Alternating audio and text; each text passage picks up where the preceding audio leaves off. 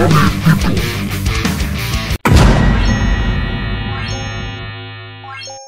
beliau kami persilakan. Muhammad.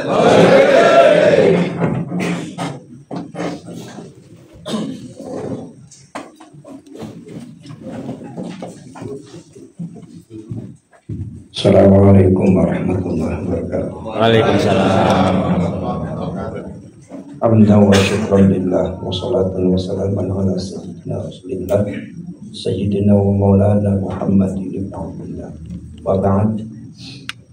Yang saya hormati Bapak Bupati atau yang mewakili, dan Bapak Kapolda, Bapak Kapolres atau yang mewakili, para ulama, para kiai, para pengurus PWI Laskar Sabila Sejahtera.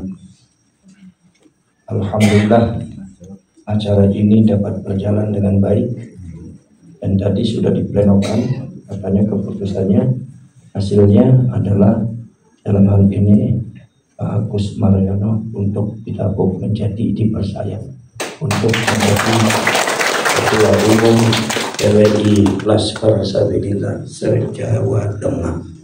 Alhamdulillah.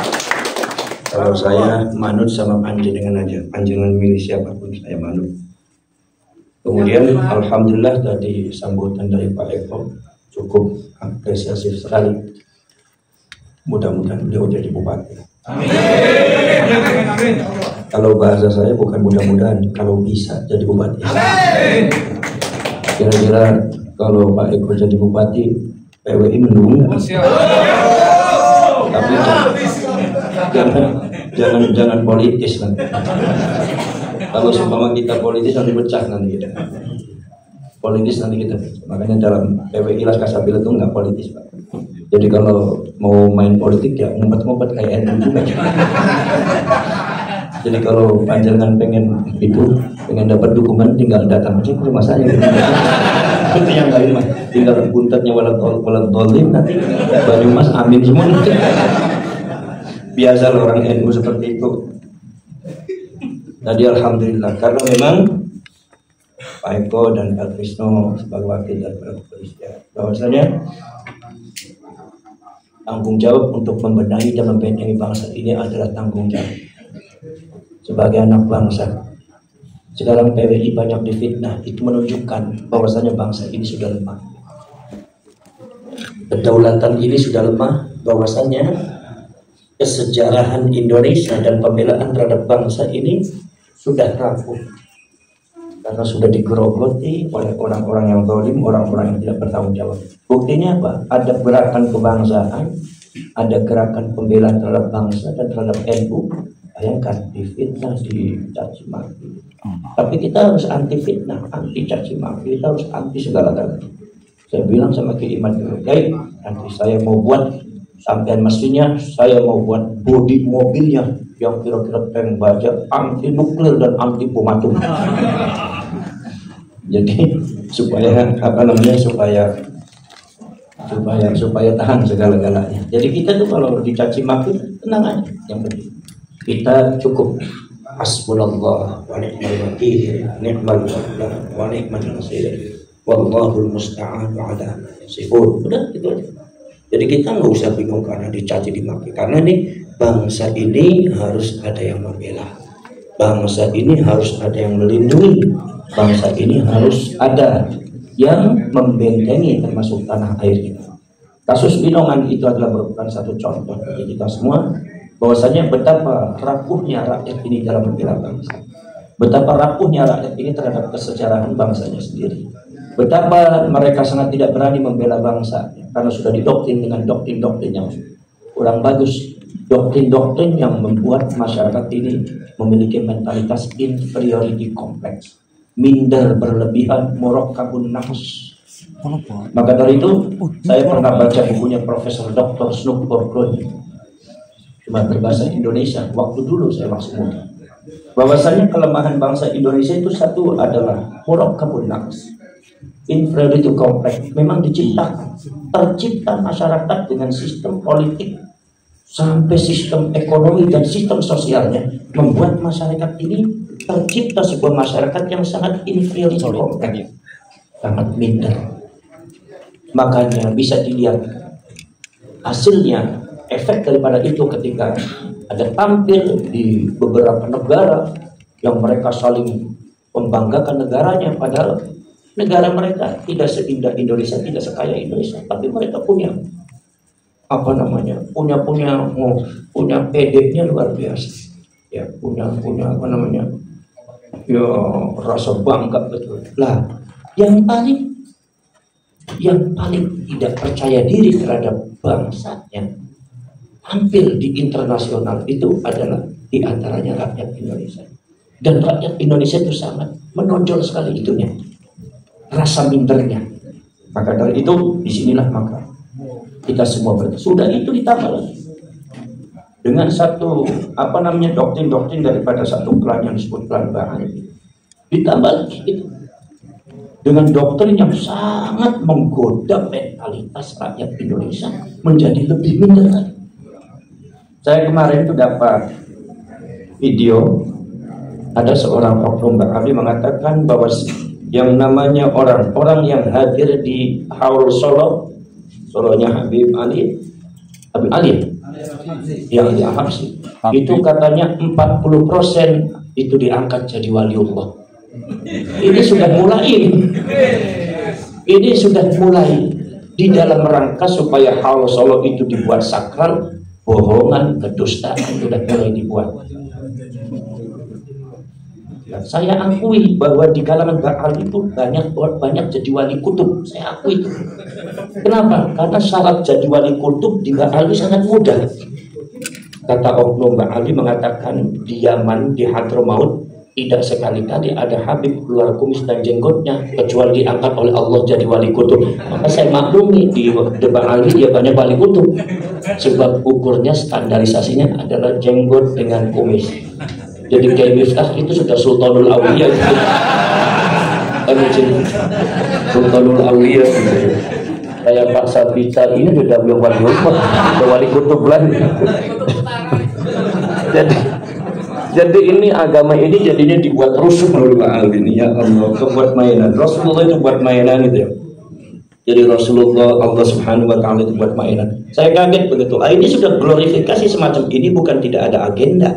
Ini untuk melumpuhkan mentalitas kalian supaya kalian lebih condong kepada Haul Solo Habib Ali daripada yang lainnya. Berpuluh-puluh tahun yang namanya bunter pesantren kalau ada haul yang datang tuh jutaan. Sebulan sebelum acara itu yang namanya jalan itu sudah padat bunter. Tapi tidak ada itu keluarga buntet atau saya mengatakan siapa yang datang ke wali di haul buntet pesantren maka pulang akan menjadi wali kutub. Nggak ada itu. Dan bahasanya juga nggak pernah bicara seperti itu. Tapi tiba-tiba ini kok di Solo kok ada jadi wali kutub, kata asal hadir kan 40% jadi wali kutub. Urusan wali kutub kan urusan Allah. Oh, kalau ada orangnya kaplok sama saya gitu. Itu kan urusan ente, urusan Allah. Wali nggak kali kamu tahu dia jadi wali dari mana? Itu begitu. Makanya inilah sekitar semacam inilah. Jadi ada satu bangunan daripada rakyat Indonesia yang disebut oleh Suluk Holkonya itu adalah bangunannya sangat rapuh. Kenapa? Karena inferiority complex. Padahal kita ini punya bangsa yang hebat, punya alam yang luar biasa, kekayaan alam yang disebutkan oleh Rasulullah bahkan menjadi rebutan. Cuma saya itu ada pikiran, Pak Eko. Pikirannya saya itu pernah bertanya, kok kenapa ya? Kok seragamnya PWI Laskar Sabila kok hitam gitu? Dulu saya itu menginginkan putih. Putihnya itu, kalau putih juga dipikir-pikir nanti mirip ya mirip RTI juga, mirip Rizik Syihab kan. Jadi ini kenapa? Itu tidak ada yang ngatur. Ijma suku diem tapi kompak. Diem semua, sambil celingak-celingok aja tapi kompak, hitam semua. Nah akhirnya saya itu tertarik di antara hadisnya Rasulullah itu ada yang mengatakan bahwa umat saya ini bakal terfitnah, umat saya ini bakal ada yang menjahati. Kemudian semuanya hancur dan lemah sehingga datanglah pasukan yang disebut pasukan hitam yang membawa panji hitam. Nah, itu saya jadi curiga jangan-jangan di Indonesia itu PWI panji hitam. Karena hitam ini nggak ada yang ngatur. Wong saya itu ngomong bagaimana bos itu nanti Seragamnya apa? Kan seragam ini kan ada pengurus kan jas putih. Silakan pakai jas. Contohnya seluruh kompaknya hitam. Ya udah, kalau memang senangnya hitam. Tapi kalau memang hitam, memang saya setuju juga karena hitam kan kalau kotor nggak kelihatan. Dan ini bersih. Sampai kotor pun nggak kelihatan. Jadi kalau hitam tuh pantas. Kalau seandainya hitam, kulitnya hitam, pakai hitam pantas. Kulitnya putih, pakai hitam pantas sudah. Tapi kalau putih, kulitnya hitam, nggak pantas itu lagi. Jadi udah saya sepakat aja begitu. Saudara-saudara sekalian, itu. Jadi apa namanya? Pergerakan ini adalah bukan tanggung jawab PWI saja, tapi tanggung jawab semua masyarakat. Maka kita harus mengadakan edukasi. Kemudian sebetulnya ini adalah di dalam tataran struktur kepemerintahan, ini adalah tugasnya Pak Polisi, Polri dengan TNI. Makanya Polri dan TNI ini digaji oleh kita untuk melindungi bangsa, bukan untuk melindungi Mbak Alwi.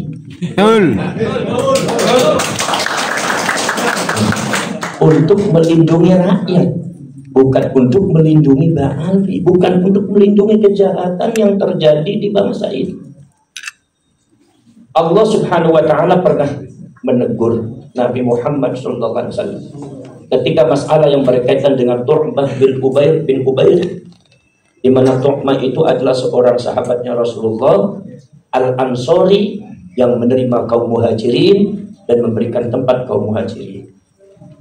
Kemudian si Tu'mah ini ternyata fi qulubihim syai'un, ada sesuatu yang belum clear di depan Allah, ada sesuatu yang disimpannya hanya Allah yang tahu.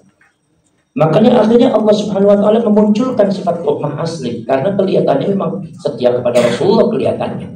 Makanya ketika Tu'mah bicara, Rasulullah pun percaya.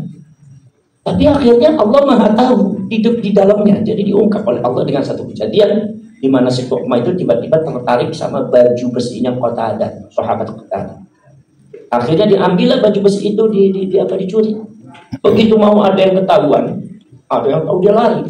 Begitu lari, akhirnya baju besi itu dilempar di rumahnya Zaid. Zaid itu orang Yahudi. Zaid itu orang Yahudi. Di sini saya akan ceritakan bahwasanya betapa Allah itu membela kebenaran, walaupun kebenaran itu datang dari seorang Zaid, Yahudi non-Muslim. Kemudian setelah itu barulah Qatadah ribut, baju besinya hilang, dan akhirnya yang tertuduh adalah Tu'mah. Kata Tu'mahnya mengatakan, saya nggak ngambil. Buktinya mana? Kronologinya bagaimana? Buktinya mana? Itu sekarang begini, kata Tu'mah itu pintar dia. Sekarang kita lihat barangnya ada di mana. Kalau barangnya ditemukan sama siapapun, berarti yang mencuri dia. Tiba-tiba dicari barang itu ada di rumahnya Zaid. Makanya tertuduhlah Zaid sebenarnya. Padahal Zaid tidak mencuri. Akhirnya Zaid jadi diseret, kamu pencuri dan sudah tertuduh muttaham. Akhirnya dasar orang Yahudi bawa agama, dasar itu. Akhirnya semua datang ke Rasulullah. Begitu datang ke Rasulullah, kata Tu'mah, katanya Rasulullah, hukumlah orang Yahudi ini. Kami minta hukum orang Yahudi ini mencuri. Orang Yahudi itu, kata si Zaid, sumpah demi Tuhan saya tidak mencuri. Kata si Tu'mahnya bilang, ya Rasulullah, jangan terima itu sumpahnya orang Yahudi. Orang Yahudi itu sumpahnya nggak benar, sama Allah saja berani langgar, apalagi sama panjenengan. Akhirnya kemudian sampai si Tu'mah itu mengajak suku-sukunya mengadakan demo. Dan yang suka demo-demo itu ya itu mentalitasnya seperti Tu'mah bin Ubair gitu. Demo kepada Rasulullah, ya Rasulullah minta ini supaya Zaid itu diadili. Kata Rasulullah, nanti dulu. Rasulullah hampir terbawa oleh Tu'mah. Akhirnya Zaidnya diamankan. Kemudian Allah Subhanahu wa ta'ala membuka. Rasulullah mendapatkan wahyu dari Allah. Kata Rasulullah, kata Allah mengatakan inna anzalna ilaikal kitaba bil haqq litahkuma bainan nasi bima arakallah wa la takun lil kha'inina qasima. Ini yang dari pelajaran bagi kita. Sesungguhnya aku Muhammad telah menurunkan kitab itu dengan hak, betul-betul pas, tidak ada tanakut, tidak ada kontradiksi, tidak ada penyelewengan, tidak ada sesuatu yang ditutupi, tidak ada rekayasa, tapi yang hak. Litahkuma bainan nasi bima arakallah Muhammad. Aku turunkan kitab ini supaya kamu menghukumi antar mereka dengan sesuatu yang telah Allah tunjukkan. Ternyata Allah menunjukkan, tapi halnya dibuka hijabnya, ternyata yang mencuri sebetulnya si tuan. Wala takun lil khainina khosima. Ini tafsirnya luar biasa. Wala takun lil khainina khosima. Ay wala takun khosiman lil khainin. Jangan kamu jadi orang yang memusuhi orang demi untuk kepentingannya orang yang berkhianat. Jangan kamu membela orang berkhianat untuk membenci seseorang. Jangan kamu membenci seseorang karena kamu termakan oleh ucapannya orang-orang yang berkhianat. Nah, ini adalah teguran bagi para aparat pemerintah dan kepolisian. Jangan sampai membela orang berkhianat dan setelah itu membenci orang-orang yang benar. Ini dilarang. Apalagi kita datangnya dari umatnya Rasulullah SAW. Sudah itu. Akhirnya si Tuqmah dipanggil oleh Rasulullah. Semuanya kabur. Akhirnya kabur ke Mekah. Akhirnya dia berkumpul dengan orang munafik. Pergerakan Allah, Allah yang memantau. Maka jaga hati, luruskan niat, jaga pikiran, buang ambisi. Kita patokannya satu, bela ini negeri, bela ini bangsa, bela ini negara. Ketika kita membela negara, ketika kita membela bangsa, maka seluruh para ulama, para wali, seluruh pahlawan-pahlawan yang sudah ditanam, dikuburkan di tanah air bumi pertiwi ini akan mendoakan. Semuanya di akhirat akan mengangkat tangan untuk keselamatan kita, untuk kemenangan kita. Asal kita mau bergerak. Para wali semuanya termasuk wali Songo, bahkan wali-wali yang lain yang berterbaran jutaan wali di bumi pertiwi ini, di akhirat semuanya meminta kepada Allah untuk selamat dan untuk keberkahan untuk kita semua.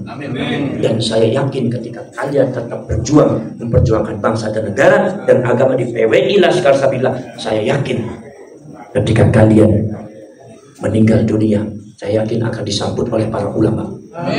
Dan saya yakin akan disambut oleh para wali khususnya wali songo. Karena apa? Karena kalian adalah orang yang mampu dan berani memperjuangkan mereka semua. Maka dari itu jangan takut, tapi harus hati-hati. Jangan takut, tapi jangan petakilan, jangan arogan. Tapi kita elegan, kita kerjasama dengan kepolisian, kita kerjasama dengan aparat pemerintahan. Mudah-mudahan aparat pemerintahan dan kepolisian yang tetap lurus di dalam pembelaan terhadap bangsa dan negara. Saudara-saudara sekalian, maka dari itu saya minta kepada Panjenengan Istiqomah, silakan nanti setelah Usman terpilih, silakan nanti diadakan pembenahan fokus di dalam yang berkaitan dengan pelantikan sampai ranting. Insya Allah pahalanya besar. Kalian itu mujahidin fi sabilillah. Pahalanya besar, ganjaranipun agung. La tuhsa, ganjaranipun boten saged dihitung. Iki urusanipun Gusti Allah, membela Kanjeng Nabi, membela para wali dan kebatilan itu sudah nyata. Kalau kita melihat winongan saja sudah nyata, apalagi melihat khurafat-khurafatnya. Maka dari itu saya bilang itu sudah kasyamsil zahirah, kayak matahari yang terang. Nggak ada sesuatu yang remang-remang, tidak ada sesuatu yang samar. Ini sudah jelas kesesatan mereka, kejahatan mereka. Maka kita berdiri di atas kebenaran, berdiri di atas hidayahnya Allah, berdiri di atas jihadnya Allah. Maka kita nih jangan sampai takut sama siapapun. Siapapun yang akan merusak agama ini, yang akan merusak bangsa dan negara ini, maka kita harus betul-betul berani untuk melawannya. Saya akan sedikit ada bocoran. Ini ada orang dari Binongan, barangkali dimanfaat bagi kalian semua, karena kalian juga perlu al-dzikra. Dzikra ini adalah pengingat supaya kalian semua ingat, supaya panjenengan semua adalah iten eling lan waspada. Ini ada sebuah WA yang tertangkap oleh kita semua, di mana WA ini masalah yang berkaitan dengan haul Binongan. Ini tulisannya ziarah kudus sekarang, tanda tanya. Gus Idror, Maimun dan keluarga sarang hadir semua. Dan Winongan ini target Konsepnya persis seperti Kudus sekali. Dan target kedepannya adalah di setiap kabupaten Indonesia akan ada haul dan ziarah kubro Ba'alwi. Dan di saat itulah eksistensi kiai-kiai NU pribumi akan hilang. Hanya tersisa Ba'alwi dan kiai-kiai Muhibbin. Ini bahaya. Maka dari itu saya pada kawan-kawan yang ada di Jawa Timur, saya mengatakan jangan mundur. Yang ada di wewenang ini bukan masalah bidongan saja. Ini masalah marwah yang diinjak-injak. Siapapun orangnya, apakah itu bupati, apa itu kapolresnya, kalau itu sudah mengkhianati bangsa, kita lawan segala. Baik, karena kita ini pembela bangsa.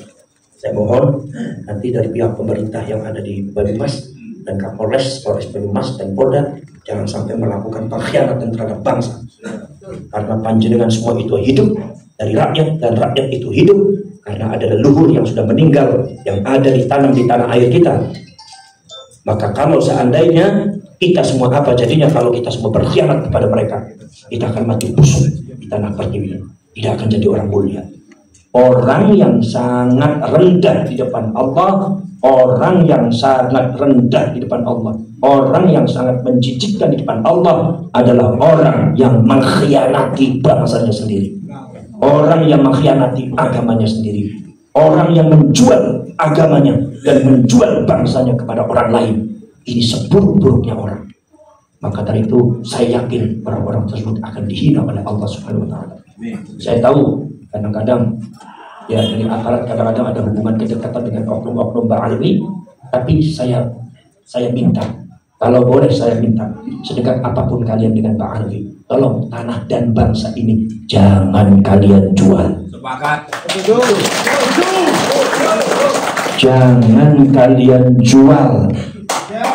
Siapapun orangnya, siapapun orangnya, siapapun Ba'alwinya, siapapun orangnya.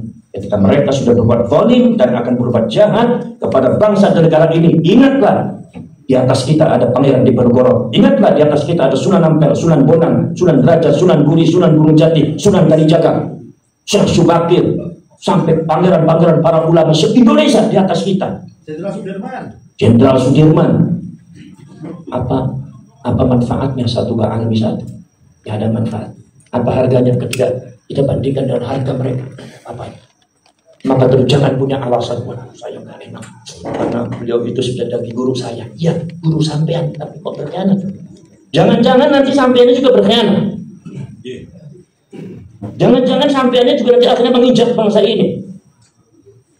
Jangan lakukan itu. Wahai rakyat Indonesia, jangan lakukan itu.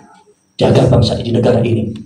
Biar kita mati kelaparan, biar kita berceceran darah, biar kita menggadaikan nyawa. Junjung bangsa dan negara ini, kami adalah amanat daripada dulu. Jangan dijual oleh siapa. Saya minta, saya tahu yang sebab kenapa saya bicara begini karena ada beberapa kejadian itu yang menyangkut berkaitan dengan aparat pemerintah dan kepolisian itu adalah ya alasannya karena kedekatan. Saya bilang apakah karena dekat? Kemudian negara kalian dan tanah air kalian dijual oleh mereka? Apa mereka merusak tanah air kita kemudian kalian jadi diam? Boleh kalian diam, boleh semuanya diam, boleh pengurus NU-nya diam, boleh pemerintah dan aparatnya diam, tapi kami PWI Laskar Sabila tidak akan diam sampai bangsa ini terbebas daripada para pendusta-pendusta dan orang-orang zalim yang akan berbuat tidak baik di negara ini. Karena bagi kami bangsa dan tanah air ini adalah amanat yang harus kita muliakan dan harus kita jaga. Ya. Wassalamualaikum warahmatullahi wabarakatuh. Waalaikumsalam warahmatullahi wabarakatuh. Kepada Dr. Kiai Haji Muhammad Abbas Billiah CMM kami ucapkan terima kasih.